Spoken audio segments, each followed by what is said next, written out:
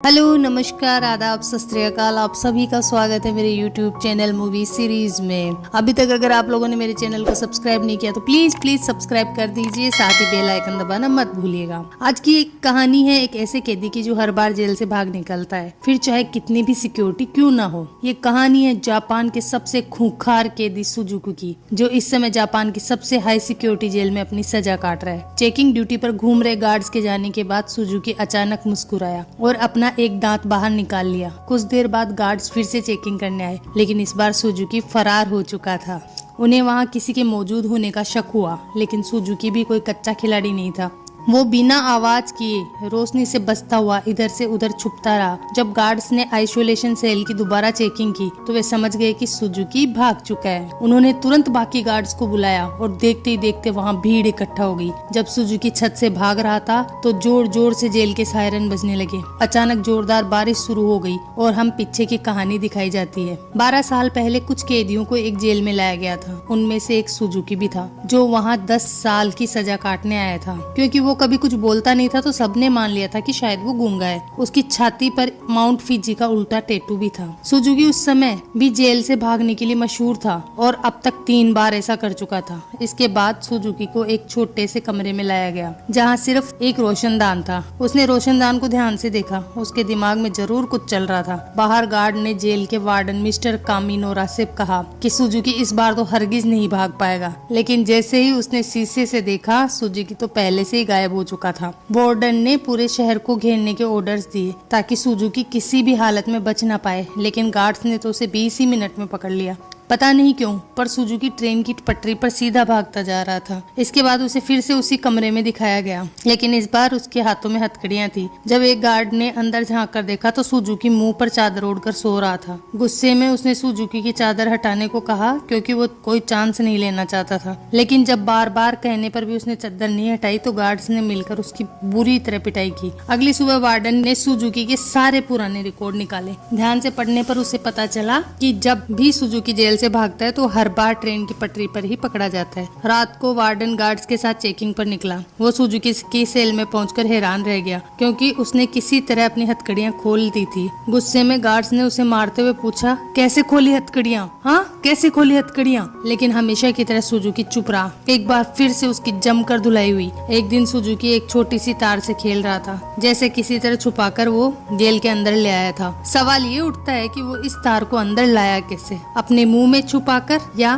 किसी और तरह से? इसी तार की मदद से वो हथकड़ियां खोलता था। कुछ दिन बाद वार्डन एक हफ्ते की छुट्टी पर घर चला गया। अब सुजुकी के पास भागने का बहुत अच्छा मौका था। उसने अपनी तार निकाली और ताला खोलने की कोशिश की। जल्दी वहाँ एक गार्ड चेकिंग के लिए आ गया। उसने झांक कर देखा, सुजुकी फिर से अपना मुंह ढककर सो रहा था, लेकिन इस बार गार्ड बिना कुछ कहे चला गया। लेकिन असलियत तो ये थी कि सुजुकी अंदर था ही नहीं। वो तो छिपकली बनकर छत पर चिपका बैठा था। वो जेल से भागने के लिए सही मौके के इंतजार में था। गार्ड के जाने के बाद वो धीरे धीरे ऊपर पहुंच गया। उसने छत की एक खोखली जगह पर मुक्का मारा और वहाँ से भाग निकला। जब गार्ड्स को पता चला तो उन्होंने तुरंत सायरन बजा दिया। वार्डन को भी खबर पहुंचा दी गई तो वो तुरंत जेल आया। अगली सुबह पुलिस वाले सुजुकी को पकड़ने का प्लान बना रहे थे, तभी वार्डन भी वहां पहुंचा। उसने कहा कि सारे प्लान छोड़ो, सिर्फ एक टीम पास की ट्रेन की पट्टियों पर भेज दो। ऑफिसर्स को भी लगा ये वार्डन बूढ़ा हो गया है, दिमाग सठिया गया है इसका। अरे वो कोई पागल थोड़ी है जो हर बार सेम जगह जाएगा। लेकिन जब वार्डन ने उन्हें विश्वास दिलाया कि उसे 100% भरोसा है कि सुजुकी वहीं मिलेगा, तो उन्होंने उसकी बात पर भरोसा करके टीम भेज दी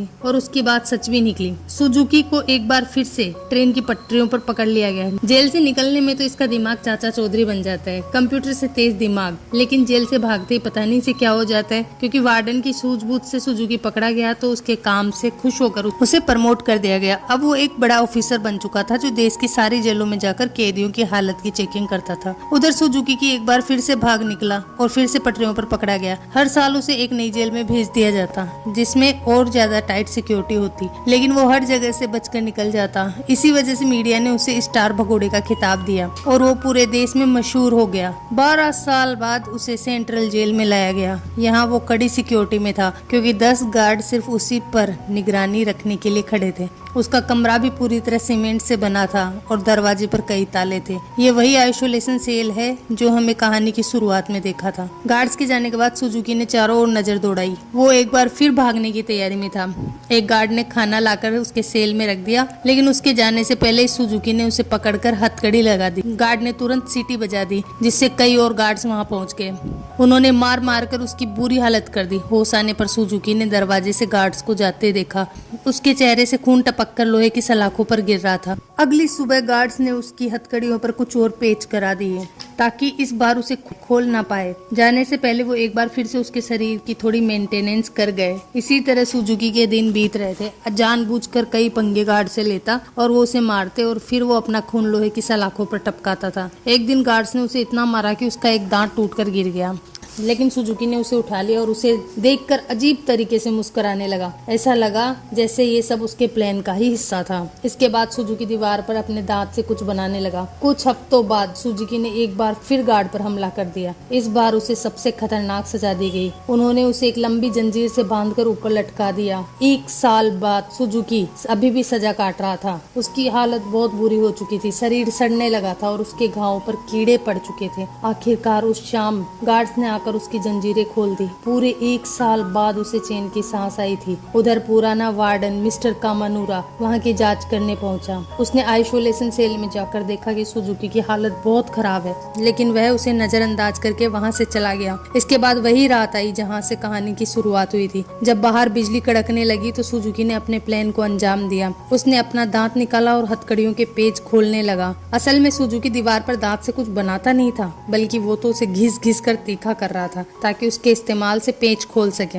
हथकड़ियों से आजाद होकर उसने दरवाजे पर जाकर लोहे की सलाखों को धक्का देना शुरू किया। लगातार खून टपकने की वजह से सलाखों पर जंग लग चुका था। कुछ ही पलों में सलाखें टूट गई और सुजुकी जेल से फरार हो गया। इसके बाद सुजुकी के जन्म की कहानी बताई गई। उसके पैदा होते ही उसकी माँ की मौत हो गई और उसका बाप जेल में सड़ रहा था। इसी वजह से वो अपने रिश्तेदारों के घर पर पला। एक दिन सुजुकी जंगल में प्रैक्टिस कर रहा था जब उसे दूर से एक आदमी आता दिखाई दिया। वो कोई और नहीं उसका बाप था। उन्होंने कुछ समय बातें की और तभी उसने अपने पिता की छाती पर माउंट फिजी का एक टैटू देखा। बदकिस्मती से जल्द ही वहाँ कुछ पुलिस वाले आ गए। वे सुजुकी के पिता को पकड़ना चाहते थे। वो उन्हें देखकर रेल की पटरी पर सीधा सीधा भागने लगा। इस दिन सुजुकी ने कसम खाई कि एक ना एक दिन अपने पिता से जरूर मिलेगा। वर्तमान समय में सुजुकी फरार होकर एक बार फिर से पटरियों पर दौड़ रहा था। मिस्टर कामानीरा ने पीछे से उसे रुकने के लिए आवाज दी और हैरानी की बात तो ये थी कि वो रुक भी गया। कुछ ही देर में गार्ड्स की एक टीम आकर उसे पकड़ कर ले गई। देश की सबसे बड़ी और कड़ी सिक्योरिटी की जेल भी सुजुकी को रोक नहीं पाई। इसलिए मिस्टर कामानूरा ने उसे धरती की सबसे खतरनाक जेल प्रिजन में भेजने के ऑर्डर दे दिए। प्रिजन आइसोलेशन किसी मामूली जेल की तरह नहीं था। वो समुद्र के बीचों बीच बनी थी, जहां लगातार तेज बहाव रहता था। और सबसे जरूरी बात, वहां ट्रेन की पटरियां तो बिल्कुल भी नहीं थी और समुद्र शार्क से भरा हुआ था। इसलिए वहां से भागकर बचकर निकलना एकदम नामुमकिन था। जेल के अंदर के हालात भी इतने ही बुरे थे। अगर वहां से कोई भागता और उसे देख लिया जाता तो गोली मार देने के सीधे ऑर्डर्स थे। जब सुजुकी वहां पहुंचा तो उसे तुरंत उसके सेल में बंद कर दिया गया। वो कोई कमरा नहीं बल्कि कुछ रोड्स थी, जिन्हें सुजुकी के शरीर के आसपास ऐसे जोड़ दिया गया था जिससे भागना तो दूर, वो हिल भी नहीं सकता।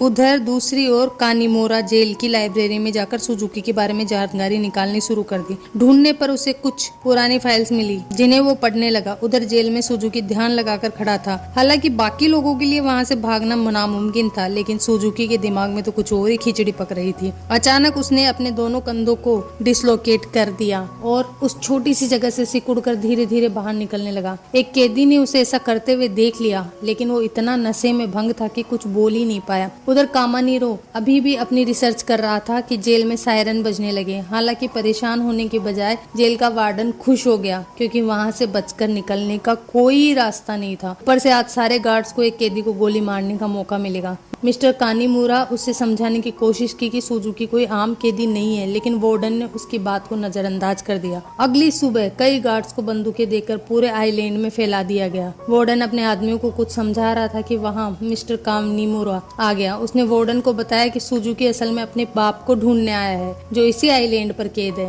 ये सुनकर सब हक्के बक्के रह गए। तभी सुजुकी की असलियत का खुलासा हुआ। असल में अब तक जो भी हुआ वो सब सुजुकी का एक प्लान था। वो बार बार जेल जेल से भागकर जानबूझकर पकड़ा जाता था ताकि आखिरकार प्रिजन जेल पहुंच सके। उसका असली मकसद था अपने पिता को आजाद करवाना। आखिरकार सुजुकी अपने पिता से मिला और एक दूसरे को इतने साल बाद देखकर दोनों खूब रोए। बदकिस्मती से मिस्टर कामानीरा, बोर्डन और बाकी के गार्ड्स भी वहीं आ रहे थे, लेकिन उनके पहुंचने से पहले ही सुजुकी उस बूढ़े आदमी के साथ गायब हो गया। सुजुकी अपने पिता को आइलैंड के छोर तक ले आया। उसने पहले से ही वहाँ एक पैराग्लाइडर तैयार कर रखा था। दोनों पैराग्लाइडर पर चढ़े और दूर उड़ गए। दूसरी ओर मिस्टर कानीमोरा ने एक बूढ़े आदमी से बात करने की कोशिश की। ये सुजुकी के पिता के साथ ही कैदी था। तभी उसने माउंट फिजी का एक टैटू उस आदमी की छाती पर देखा, जिसका सीधा मतलब ये था कि इतने सालों की कड़ी मेहनत के बाद भी सुजुकी गलत आदमी को लेकर भाग गया। अब इससे बुरी किस्मत और किसी की तो हो ही नहीं सकती। क्या आप अपने पिता के लिए इतनी परेशानियां सह सकते हैं? कमेंट करके जरूर बताइए और ये भी बताइएगा कि आपको मेरी कहानी कैसी लगी।